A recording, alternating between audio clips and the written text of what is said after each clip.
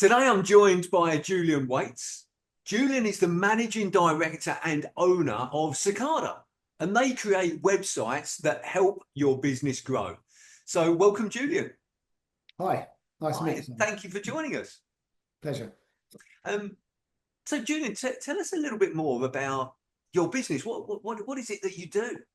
Um, well, we design websites and then we market them. So basically, it means we take your ideas, listen to what you want to try and do, and then we create a website that does that. And then hopefully we can work with you on marketing it as well, which means getting you seen on the search engine. Those are basically what we do, I suppose.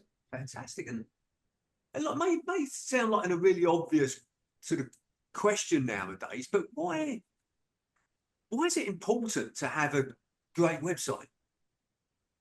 I think having a presence on the internet, there are always does a fish and chip shop need a website?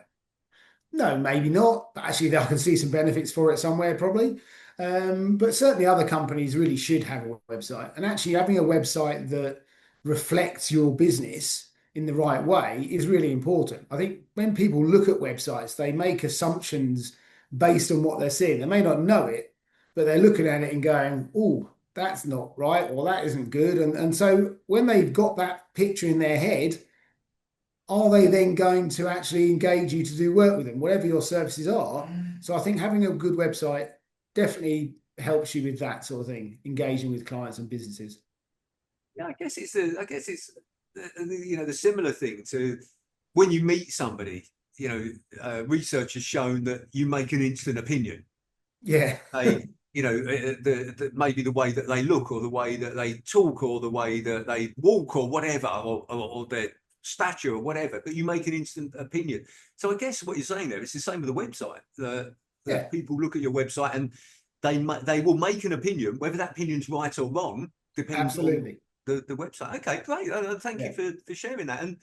Um, and so, Julian, one of the things I'm always interested to find out is why people went into business, why people started out their business. So, why did you go into business? Why did you set up your own business? You got a few hours. Um, I left school. Wasn't very academic. I left school. Wanted to be a bricklayer, I think, and eventually there was no. It was 84 or whatever it was. There was no apprenticeships at all with the how business was then. So I went into being. I set up a print. I was a printer. Worked at my dad's business. My dad had a business, photographic business. I worked for one, and I helped them do printing, which I was good at. Very, like I said to you earlier, a bit of a perfectionist, all has to be really right, and I could do that well. And then I did that from the age of 17 till about 30, I think. And about 1997, a friend of mine came out of the Navy, guy I used to know locally, and he said, "Oh, I'm going to be doing the internet. Do you want to come and give me a hand?" I said, "What's that?" And he said, well, it's this like, it's seeing magazines all over the world on computers. And I said something stupid to him like, "Is that going to catch on?" And he said, "Yeah, it's going to be the next big thing." And so I did that, started with him doing that. Well, another friend ran my print shop. Did that for 2 or 3 years, then set up on my own doing it again. So, but yeah, so that's how we got into it. It just, but running the business I've done since I left school, really. and So, and so got was thrown that into something that when you were at school you always wanted to do? It was always it. I want to have my own business. I mean, you mentioned there that your father had had his own business. So was that just sort of in the blood? No, actually, I don't think it is. I think at school, and I think probably still now, I didn't have a clue. I went to a careers. I was a bit of a rocker at school, so my hair was down to here.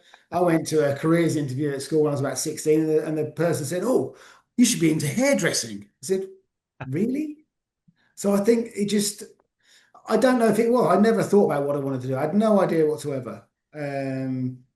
My children now actually have had. They've been brilliant. Oh, they're really good. They're really focused on what they wanted to do and stuff. But I think there's lots of people really have no idea what they want to do. And actually, should they have at 17, 18 when they leave school? Probably they've got another 4 or 5 years until their mid-20s before they really have to decide what to do. Surely. It's just so hard.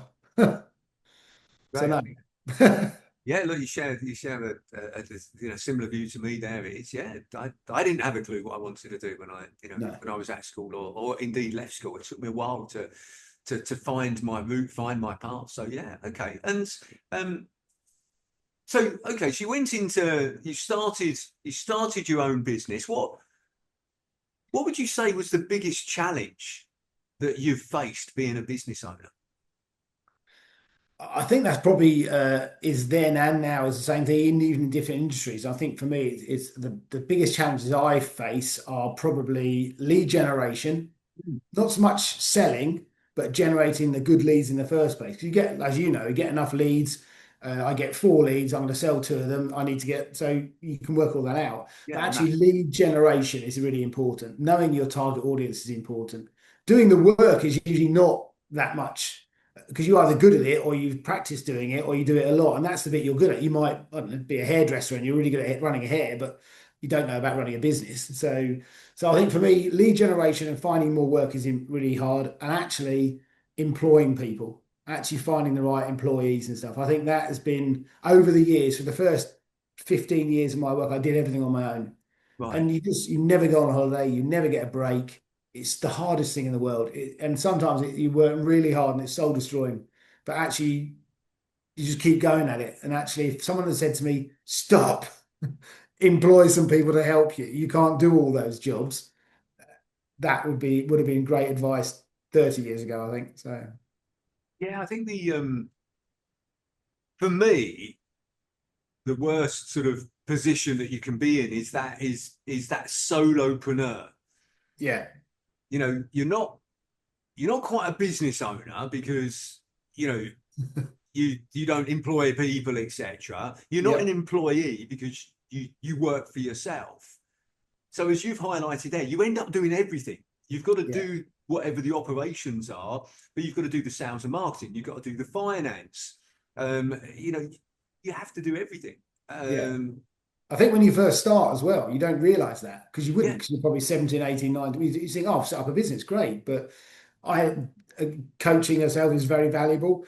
Sat down with a coach, and the coach said to me, "Right, what jobs are you doing?" So, what do you mean? I said, "Well, what?" And you work through like you're the tea boy, you're you're the web designer, you're the web marketer, you're the server hosting company, you do everything. And he actually worked out what those jobs were, and then he said, "Right, okay." So the first job was to actually find other people to do some of those jobs. So who's going to do the accounting and who's going to do the web marketing? And so it was things like that that really helped, I think, when you actually understand that you're doing multiple jobs, and it's a good thing to palm some of them off to other people. absolutely. You know, as the saying goes, employ people that are better than you at Yeah, doing those things because um, you know some things that you tend to find you're good at because you like and you're you know and you're good at them. Other things you don't like them, so you tend not to be so good at them. So you put them off, don't you? Just yeah, don't do those.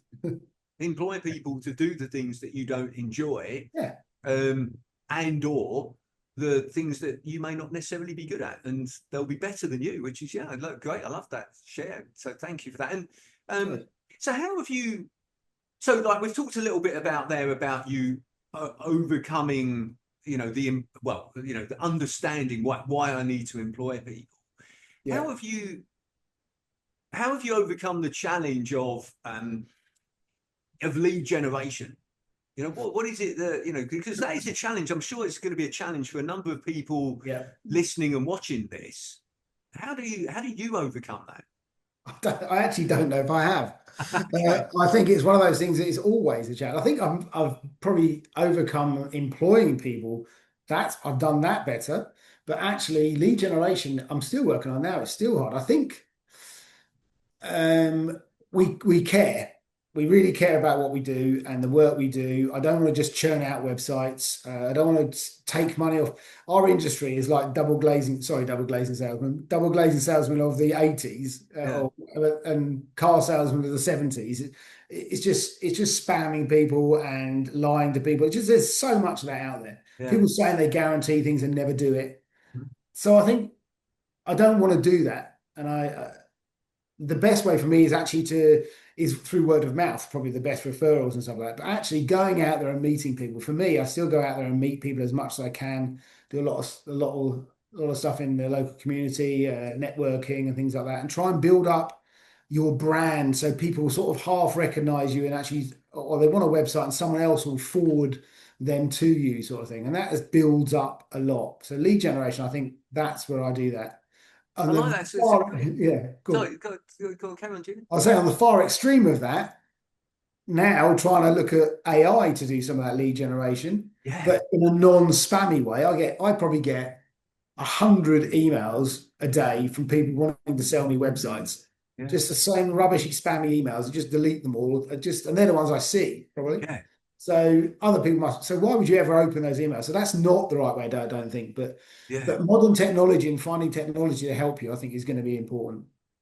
Right. Some interesting sort of and great sort of shares there. I think the first thing that came across to me is that your way of dressing that lead generation is to build relationships with people, Yeah, to build trust with people, to yeah. get your brand known, because then it's not necessarily solving the whole problem, but it's helping you to No, get generate started. leads and those sort of You things. want that sales funnel where things drop into it all the time, don't you? I had a guy phone me up yesterday and he said, "Hi, it's Dave." I said, well, actually, I shouldn't say his name. Cut that Yeah, out.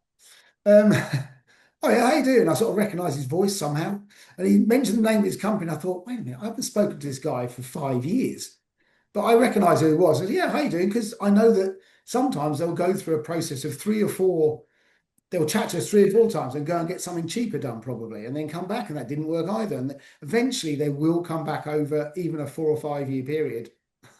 Okay, now we're I going think to do it properly. I think that's another great sort of tip there that you've shared, is that people often look at it that we try and sell whatever it is that we're offering, product, service, and some people will say yes, great. Some people will say no, but of the people that say no, it's a no for now.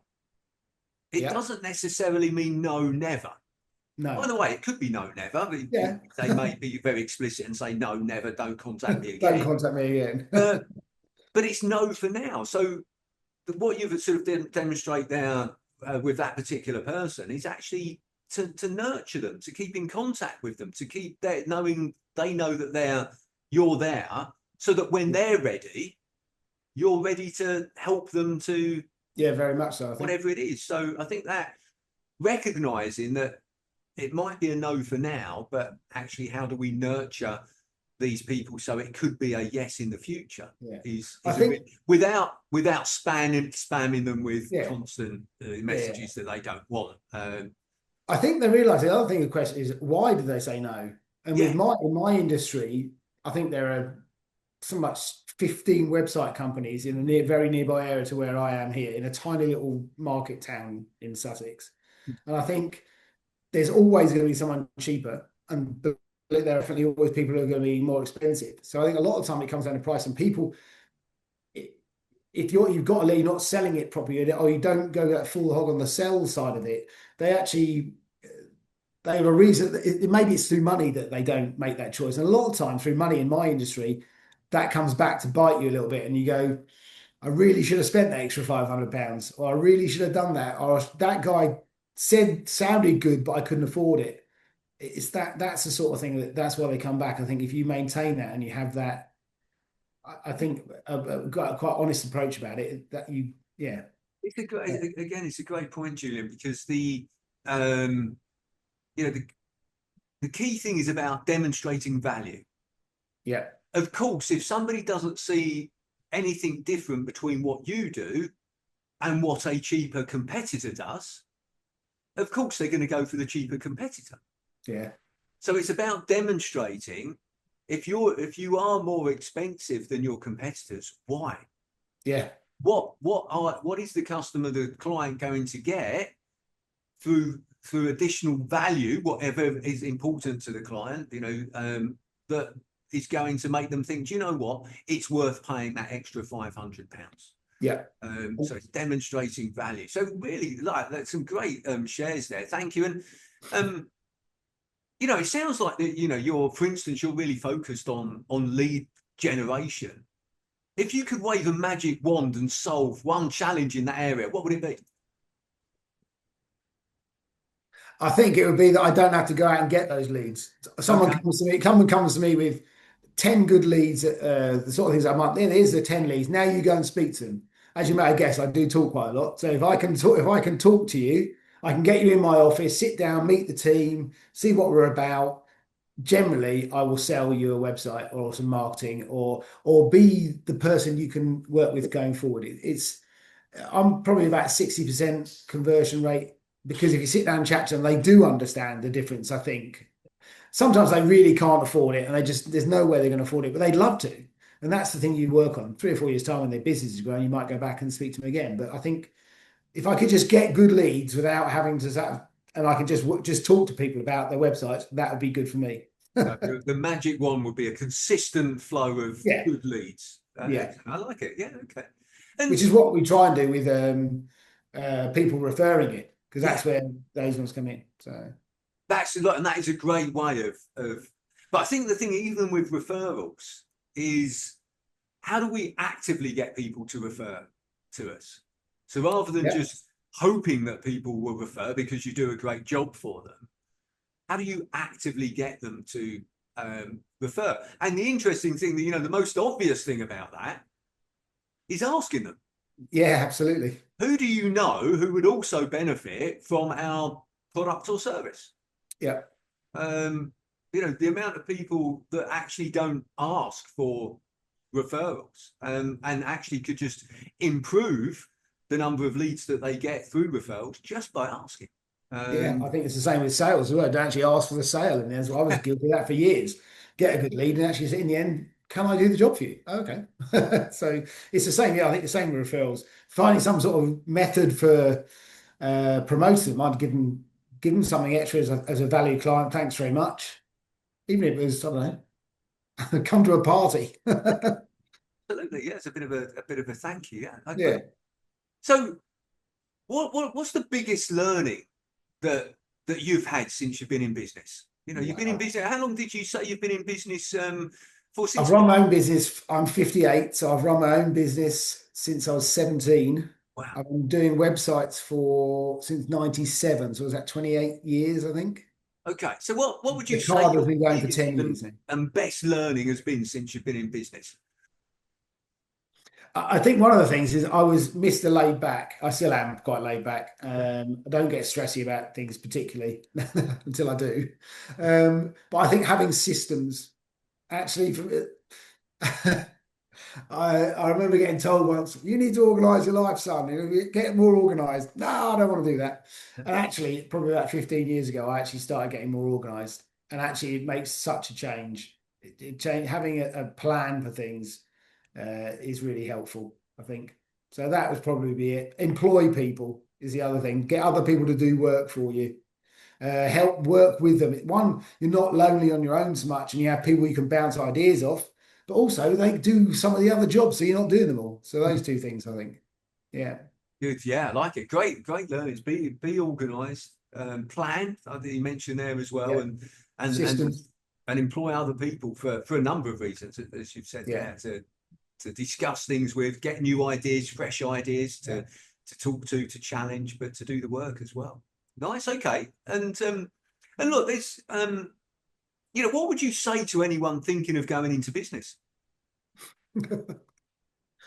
Um, I think one of them is actually this doesn't have to be your forever job. When you're setting up a business, I think there's a lot involved in that. You're going to spend some, and probably primarily money is the factor that's going to be scaring you. Probably, I might invest all the money I've got, and then I'm going to lose that, and it's not going to work and stuff. I don't know why people set up business and actually expect them instantly to be a success, unless they're very lucky. Yeah. So get help, but actually don't be afraid to make mistakes. But don't make the same mistake twice. So learn from your mistakes, and genuinely just enjoy what you're trying to do. I don't think you have to be the first job. Surely doesn't have to be the one you do forever. I don't know. So I think so. Look, I think I always say tongue in cheek, isn't it amazing how long an overnight success takes?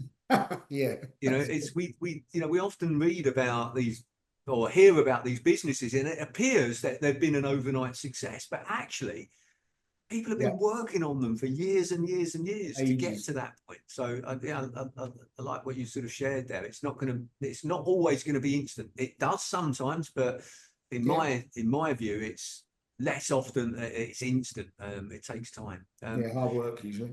And there's there's one question that I like to ask everyone that's kind enough to join me on this discussion, which is, what is the best advice that you would give to an 18-year-old you? So if you could go back and speak to yourself when you're 18, what would you say to yourself? I think I saw that one and I wrote some notes on that one because that was one of the hardest ones actually. I think that's where I was basically going with actually don't be afraid to make mistakes. Like You it. can't, you're not gonna, you're so rarely gonna hit it perfectly the first time. Be passionate. I think passion is one of the things I couldn't think of what to say earlier, but actually being passionate about what you do. Because Yeah, if you're passionate about what you do, it means you care. And if yeah, you're passionate about what you do, it means you try your best to do it as best you can. And also the people you're doing it for will understand that. They may, we don't do everything right every time. We try to, but you're always going to make mistakes. But if you're passionate and you care, the people you're doing it for will understand that and they'll probably cut you some slack because they can tell that you care. And yeah. I think that's really important. So be passionate or don't do it. Yeah, look, I like that word, passion. Yeah, Yeah, being it's a great passionate. word. I think as you've quite neatly explained it covers a lot of things, doesn't it? If you're Yeah. passionate about something. I like that, and yeah, and just echoing the other point that you made there, and don't be afraid to make mistakes. We all make 100%. mistakes. Get Um, help is another one. Ask people for help. If you don't know what you're doing, ask someone. yeah, and there are Plenty of people out loads there. of people out there that are Yeah. more than willing to help and give advice and etc. So Yeah. other business owners, whoever it may be. Even Yeah, people in the same business, possibly. If they're in a yeah, similar business nearby and they've been running for some time. Most people don't, they're not, well, I'm not talking to you, you're a competitor. It's very weird. So I think talk to people how did you get past this? Some people are, yeah, they'd be quite happy to help you. yeah, absolutely, and that's my experience as well. That I Yeah. absolutely agree. So, Julian, look, I really appreciate you taking the time to speak with me today and sharing more about your business, but also your journey as well. So, thank you very much. Been a pleasure. Nice to meet you.